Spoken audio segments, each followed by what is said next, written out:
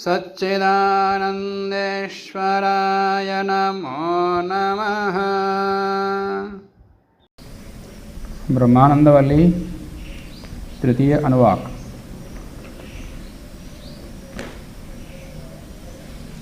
प्राणमय कोश का वर्णन हुआ था, उसी विषय में तदपि ऐसा श्लोको भवति, इस विषय में ये भी वर्णन करने वाला श्लोक है। ऐसे कह करके तृतीय अनुवाक को प्रारंभ कर रहे हैं। प्राणम देवाः अनुप्राणन्ति मनुष्याः पशवश्च ये। प्राणम देवाः देव लोग माने इंद्रियां प्राणम अनुप्राणन्ति, प्राण से ही वो काम करते हैं, प्राण से ही वो जीवित है। मनुष्याः पशवश्च, और मनुष्य और पशु ये भी प्राण से ही जीवित हैं, प्राण से ही काम करते हैं। या मनुष्य पशु आदि जो भी हैं, इन सब के अंदर विद्यमान जो इंद्रियां हैं सब प्राण से ही काम करते हैं। प्राणो ही भूतानाम आयुः, प्राण ही सभी प्राणियों का आयु है। प्राण गया तो आयु समाप्त। तस्मात् सर्वायुषम उच्यते, इसलिए इसको आयु कहते, प्राण को ही आयु कहते। और ये आयु कितनी है? तो प्राण आरंभ हो से लेकर के प्राण समाप्ति तक जो आयु है, जो काल है, उसको आयु कहते। सर्वम एवा ते आयुर्यन्ति, ये जो भी प्राणी है सारे के सारे, सर्वम एवा ते आयुर्यन्ति ये प्राणम ब्रह्म उपासते। एक वाक्य है, बीच में खंडित कर दिया। जो प्राण की इस महिमा को जान करके उसी प्रकार से जो उसकी उपासना करता है, ब्रह्म समझ करके, माने इसकी महत्ता बहुत बड़ी है। प्राण इसी पर जीवित हैं, इसी के ऊपर आधारित हैं प्राणी सारे सारे। इसके महत्ता को जानते हुए इसका जो उपयोग करता है वही उसकी उपासना है। वे लोग सर्वम आयु यन्ति, सारे के सारे आयु, पूरी आयु प्राप्त करते हैं।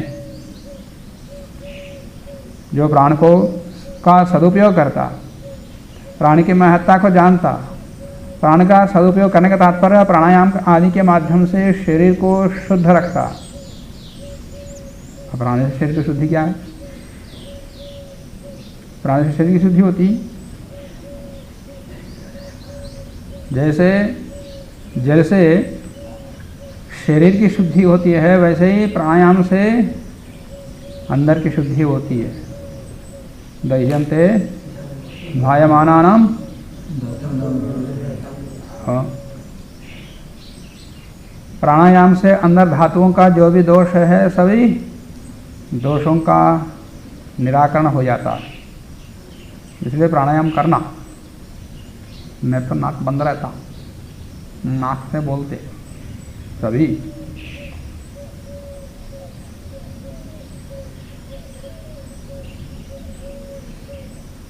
और प्राणायाम से हृदय गति अच्छी चलती है, प्राणायाम से बुद्धि भी बढ़ती है, अष्टाध्याय जल्दी हो जाएगी।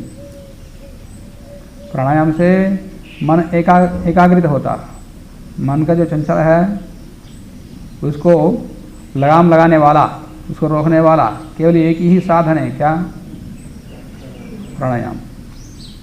और कोई साधन नहीं है उसको रोकने का, किसी के अधीन में नहीं आता वो। तो इस प्रकार की महत्ता को जानते हुए उससे कार्य करता है, कार्य लेता है, वो पूरी आयु को प्राप्त करता है। न तो बीच में मर जाते, बीच में मरना चाहते तो व्यायाम करो, आसन करो, प्राणायाम करो। प्राणो ही भूतानाम आयु, क्योंकि प्राणी ही भूतों का आयु है। तस्मात् सर्वायुषम उच्यते, इसलिए सभी प्राणियों के लिए ये आयु है, आयु कहा जाता है इसको। तस्य एषः एव शरीर शारीर आत्मा, यह पूर्वस्य जो शरीर आत्मा था, अरे अन्नमय कोश का जो आत्मा है वही आत्मा इसका है। माने अन्नमय कोश का आत्मा अलग है, प्राणमय कोश का अलग है, मनोमय कोश का आत्मा अलग है, ऐसा नहीं।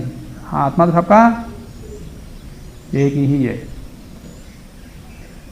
उसका केवल कोश बदलते हैं, एक कोश निकाला, दूसरा कोश निकाला, तीसरा कोश निकाला। उसी प्रकार से एक एक कोश को निकालते जाना। जब योग साधक साधना करता है तो सबसे पहले तो उस भ्रम को हटाता कि अन्नमय कोश को, इस स्थूल शरीर को यही आत्मा समझते हैं सभी, चाहे पढ़े हुए हों ना पढ़े हुए हों, सभी यही समझते कि ये शरीर ही आत्मा। भले ही कहने के लिए अलग कह दें, पर व्यवहार में तो यही दिखता। तो योगाभ्यास करके शरीर जिसको आत्मा समझ रहा है उस शरीर में ही मन लगा करके उस शरीर का प्रत्यक्ष कर लेता, शरीर के स्वरूप को जान लेता, शरीर के तत्व को जान लेता। जान करके फिर ये आत्मा नहीं है तो शरीर को छोड़ देता। तो शरीर को छोड़ने के पश्चात फिर प्राण को आत्मा समझने लगता, फिर प्राण में साधना करता, प्राण में मन को लगाता, प्राण में लीन होता, प्राण का ध्यान करके फिर एक दिन प्राण का भी साक्षात्कार कर लेता। प्राण के तत्व को, प्राण के कार्य को, प्राण के प्रयोजनों को संपूर्ण रूप से उसके स्वरूप को जान लेता। जानने के पश्चात समझ लेता ये भी आत्मा नहीं है। फिर इसके पश्चात मनोमय कोश में जाता, फिर उसमें साधना करता। तो एक एक को आत्मा समझता हुआ उसको हटाता जाता। जैसे प्याज का, पत्ता गोभी का एक एक छिलका निकालते ऊपर का कवर, वैसे एक एक कवर को निकालता जाता। अंत में केवल आत्मा तक पहुंच जाता, अपने आप को देख लेता, कैवल्य तक पहुंच जाता। तस्य एषः एव शारीरः आत्मा, जो शारीर आत्मा था वही इसका भी आत्मा वही है।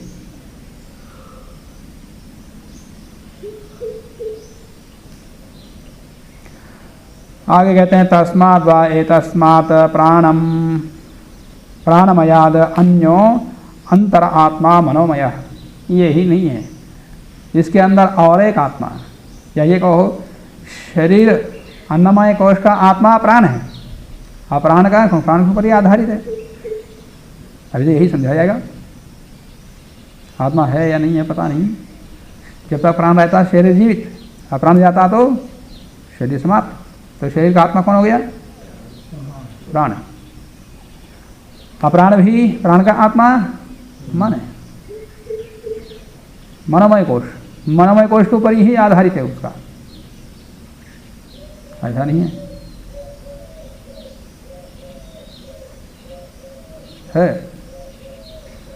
सुषुप्त अवस्था में मन तो चले जाता, जाके सो जाता, विश्राम कर लेता, प्राण चलते रहते। हम यहाँ ये तो कह सकते कि शरीर के लिए आत्मा प्राण हो सकता है, कह सकते, पर प्राण का आत्मा मन नहीं कह सकते, क्योंकि मन के ऊपर आधारित नहीं है प्राण, प्राणमय कोश। तस्माद् वा एतस्मात् प्राणमयाद, इस प्राणमय कोश से अन्य अंदर और एक है, उसके अंदर और एक कवर है, आवरण है, एक और एक कोश है। क्या? मनोमय। ये मनोमय कोश है, और वही आत्मा समझने लगता साधक। फिर उसमें कुछ समय तक, कुछ वर्ष उसमें साधना लगाता, मन को लगाता, फिर उसको पूरा जान लेता। जब उसको जीत लेता है फिर मन से जो कुछ कर सकता है, मन के अंदर जो भी शक्ति है सब काम कर सकता है वो। यहाँ बैठे बैठे उसके मन में क्या चल रहा है जान सकता है, ये क्या करना चाहता है ये भी जान सकता है। बाहर से कोई आया, दूर से कहाँ है, उसके मन में क्या चल रहा है वो जान सकता है। एक एक कोश को जानते हुए उसका तत्व जान लेता है, उसको बहुत बार सिद्धियाँ मिलती जाती, और अपने विचारों को दूसरे में डाल सकता है। बिना बोले। यहाँ से जाओ, बोल सकते हैं। तो तस्मात् इस प्राणमय कोश के अंदर और एक कोश है, वो है मनोमय कोश। तेना एषः पूर्णः, उस मनोमय कोश से प्राणमय कोश भरा हुआ है। हमारी जो भी क्रियाएं चलती हैं मन के आधार पर चलती हैं, ऐसे कहा। सा वा एषः पुरुष विधा एवं, ये भी पुरुष के जैसा ही है, यानी ये भी अपने आप में पूर्ण है। मनोमय कोश भी अपने आप में पूर्ण है। ये भी जैसे शरीर आत्मा अन्नमय कोश पूर्ण था, उसके कुछ अवयव हैं, वैसे ही प्राणमय कोश का भी अवयव दिखा दिया। वैसे प्राणमय कोश भी अपने आप में पूर्ण है और वो पुरुष जैसा ही है। तो पुरुष जैसा ही है, तो जैसे अन्नमय कोश का शरीर, स्थूल शरीर के अवयव हैं, सिर है, ऐसा नहीं है। उस जैसा कार्य करने वाली वृत्तियां उनके अंदर है, प्राण में भी और मनोमय कोश में भी। तस्य यजुः एव शिरः, उस मन का सिर क्या है? यजु ही है, यजुर्वेद ही उसका सिर है।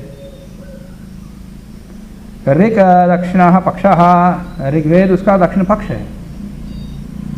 साम उत्तरः पक्षः, सामवेद उसका मनोमय कोश का उत्तर पक्ष है, बाया भाग है। आदेशः आत्मा, आदेश ही मनोमय कोश का आत्मा है। अथर्वांगिरसः पुच्छम प्रतिष्ठा, अथर्वेद ही उसकी प्रतिष्ठा है, उसका आधार है। शरीर, स्थूल शरीर के अवयव बता दिया, सिर यह है, वहाँ पक्ष है, उत्तर पक्ष है, पुच्छ है, आत्मा है, धड़, ये तो ठीक है। प्राणमय कोश का उसी के अवयव बता दिया कि प्राण सिर है और व्यान दक्षिण पक्ष है और अपान उत्तर पक्ष है, इस प्रकार बता दिया। उसी के कुछ अवयव हैं। तो ये जो ऋग्वेद, यजुर्वेद, सामवेद आदि ये मन के अवयव है क्या? अवयव हो तो वो बता सकते ये सिर है, ये दक्षिण पक्ष है, उत्तर पक्ष है, ये धड़ है और ये अधोभाग है, ऐसे कह सकते। ये तो नहीं है ना। जब यजुर्वेद आदि उसके अवयव नहीं है तो उसके सिर, दक्षिण पक्ष, उत्तर पक्ष कैसे हो सकते? इसका मतलब यहाँ ऋग यजु आदि से वेद लेना, वेद अभिप्राय नहीं है यहाँ पर। फिर क्या है? इस प्रकार का वर्णन अन्यत्र भी आता, रोज मंत्र पढ़ते हो, शयनकालीन मंत्र, क्या हुआ पढ़ो? यस्मिन् ऋचः साम यजोंषि यस्मिन् प्रतिष्ठिता, यस्मिन् ऋचः साम यजोंषि, जिसके अंदर, जिस मन के अंदर ऋक यजु साम है, मान यजुर्वेद, ये वेद नहीं है। वेद किसी को वेद पढ़ने की आवश्यकता ही नहीं है। यदि उस मन के अंदर ऋग्वेद आदि होते फिर आदि पढ़ता क्यों? सब ऋषि बनते। और यहाँ वेद के रूप में मन के अवयव बता रहे हैं। शतपथ में भी आता है, अन्य ब्राह्मण ग्रंथों में भी, कि मनो यजुर्वेद, ये शतपथ का वचन है। अथ यन मनो यजुः तत्, माने जो मन है बस वही यजु है। जैमिनी उपनिषद ब्राह्मण में आया, मनः एव यजुः, ये शतपथ में और जैमिनी ब्राह्मण में है। तो मन को यजुर्वेद के रूप में सर्वत्र कहीं स्थान पर वर्णन आया, और यहाँ तो चारों में दिखा दिया। यजुः का तात्पर्य क्रियाशीलता। मन के अंदर भिन्न भिन्न वृत्तियां हैं, वो वृत्तियां ही उसके अवयव हैं। तो मन के अंदर जो क्रियाशीलता है बस वही यजु है, उसका नाम यजु है। यजु नाम की क्रियाशीलता रूपी वृत्ति उसका सिर है। यजु नाम का, तो क्रियाशीलता की वृत्ति को यजु नाम दे दिया। तो मन का यजु वृत्ति है वो उसका सिर है। और ऋक दक्षिणः पक्षः, और एक विशेष वृत्ति जो प्रधान रूप से वृत्तियां चलती है उसको दक्षिण पक्ष कह दिया। ये मेरा दायां हाथ है, ये मेरा बायां हाथ है, तो पहले स्थान पर दक्षिण पक्ष, और उसके बाद दूसरे स्थान पर जो काम करता है वो बायां हाथ। तो उसके अंदर चलने वाले एक प्रमुख कुछ वृत्तियों को दक्षिण पक्ष में रख दिया, कुछ वृत्तियों को उत्तर पक्ष में रख दिया, साम कह दिया उसको। तो ऋक का तात्पर्य स्तुति रूपी जो वृत्तियां, उनको दक्षिण पक्ष कह दिया। और साम मन शांति, दया, उपकार, इस प्रकार की जो वृत्तियां हैं उनको साम नाम दे दिया। मन के अंदर तो बहुत वृत्तियां चलती, उनको कुछ विभाग करके किसी को यजु कह दिया, कुछ को ऋक कह दिया जो कि स्तुत्यात्मक है, ज्ञानात्मक है, उन वृत्तियों को ऋक कह दिया। और जो शांति, दया और उपकार इत्यादि जो वृत्तियां हैं उसको साम कह दिया। और अथर्व जो अहिंसा, इस प्रकार की वृत्तियों को स्थिरता, अहिंसा इत्यादि वृत्तियों को अथर्व कह दिया, अथर्व संज्ञा दे दी उसको। ये इनका अपने पारिभाषिक शब्द हैं। मन की वृत्तियों के विषय में कुछ विभाग शतपथ में आता। काम, संकल्पो, विचिकित्सा, श्रद्धा, अश्रद्धा, धृति, अधृति, ह्रीः, धीः, भीः इति एतत् सर्वं मनः एव। बस इन्हीं सब वृत्तियों को मन कहते हैं।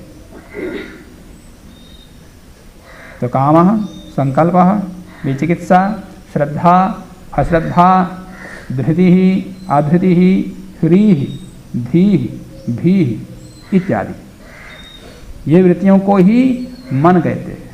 तो इसके अवयव हैं सब, ये वृत्तियाँ ही उसके अवयव हैं। तो इनमें कुछ वृत्तियों को ऋक, यजु, साम, अथर्व इस प्रकार का विभाग करके कुछ कुछ समूहों का नाम दे दिया। तो यहाँ ये नहीं समझना कि ये ऋग्वेद, यजुर्वेद आदि है।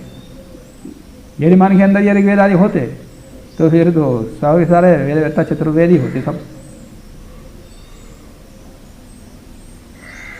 पशु पक्षियों में भी मन है, तो वो भी वेद के ज्ञानी होते।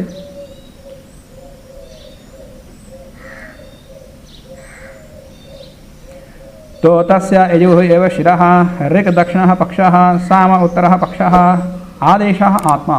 इसका आदेश जो वृत्ति है वही उसके वही उसका आत्मा। तो आदेश वृत्ति कौन सा है? आत्मा के द्वारा आदेश इसको मिलता है कि ये करो, वो करो, वो करो। तो आत्मा के माध्यम से आया हुआ जो आदेश है, उस आदेश के प्राप्त होने के पश्चात ये जो क्रियाशील होता, कार्य करता, बस वही उसका आत्मा है। और आत्मा यदि उसको प्रेरणा देना बंद कर दें तो वो भी सोएगा। तो आदेशः आत्मा अथर्वांगिरसः पुच्छं प्रतिष्ठा तदपि एषः श्लोको भवति। इसके विषय में और आगे वर्णन करने वाला श्लोक हम आगे बताएंगे, अगले अनुवाक में बताएंगे। हेलो।